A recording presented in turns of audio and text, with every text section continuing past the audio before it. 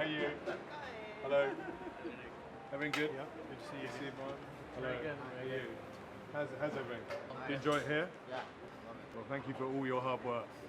People say to me, you've got a great brand. I go, I don't like the word brand. You know, I think what we've created is a way of living, really. You know, there's a lot of people who like living the way that we provide it. While I was at school, I used to get a job in the holidays at a place called the French Horn in Sonning, where I used to work in the kitchen and I used to be a waiter. And I suppose during that time, I sort of realised, and this was a long time ago, this was like 35 years ago, and catering or hospitality was deemed to be a very unglamorous business, usually reserved for people who couldn't do anything else. And I was one of those. My careers master at school clearly said, you have to go into catering, Nick. I can't see anything else with your exam grades. This is what you have to go and do.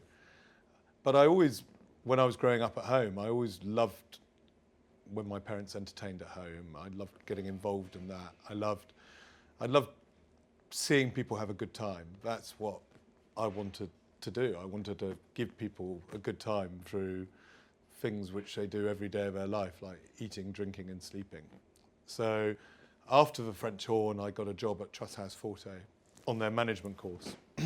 I also applied for the Savoy management course, and I remember going for the interview, and I remember it clearly because it was a traumatic day in my life.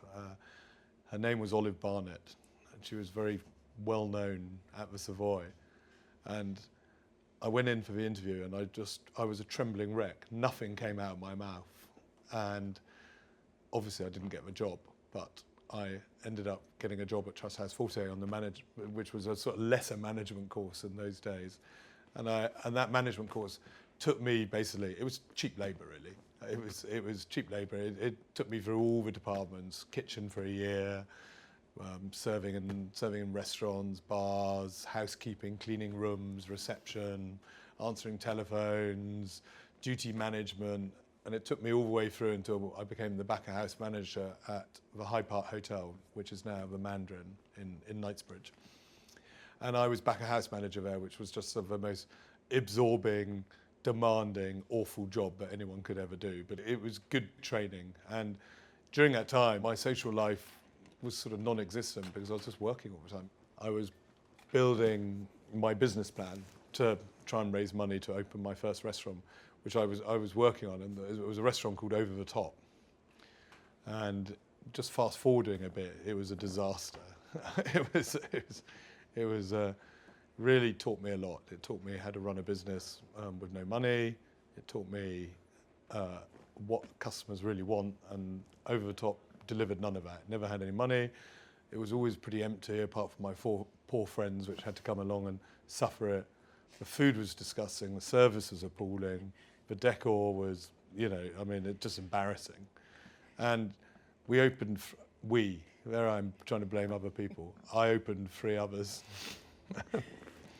Some say maybe it was just before its time, but you took a burger, a piece of chicken, a bit of lamb and a bit of steak, and then over the top of it, you chose one of the toppings. And the toppings were named after mountains. I mean, it just gets worse and worse. And the toppings were disgusting. Soho House is now the same company as that company. I didn't go into receivership. We turned the one in Soho to Café Bohème. And Café Bohème, that originally was an Over the Top, and I remember sitting there at lunchtime and me being the only person in the restaurant and hundreds of people walking past, looking in and going, ugh. and I thought, I had one more throw of the dice, and that was to turn it into Café Bohème. And Café Bohème, it's been there for 25 years, and it's been busy and packed ever since. What's interesting is that the eating out public are as bright as, they know a good thing. You don't often see a bad restaurant doing really well. They suss it out so quickly, and you fail very, especially nowadays, if you don't get it right, you fail very quickly because social media, and you succeed very quickly because people communicate in a very different way. If they have a good, in the olden days, you'd wait for the restaurant review to come out. You would go into work, you would you'd tell your friends or your colleagues whether it was a good restaurant or a bad restaurant. And it just took time. That word of mouth was a slower process, and now, which is a lot of Instagramming, a lot of blogging, a lot of people find out about good places much quicker now. Pizza, Friday pizza, isn't it? Hello, how are you? Hello. Everything good? Yeah, good to see you. Good. No one wants to I was as nervous as anyone when we opened upstairs. I still get very nervous whenever we open a new place. I never presume they're going to be a success.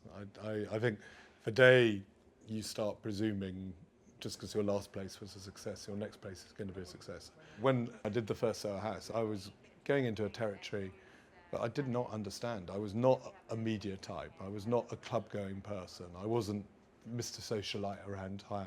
I was always working. I was a caterer.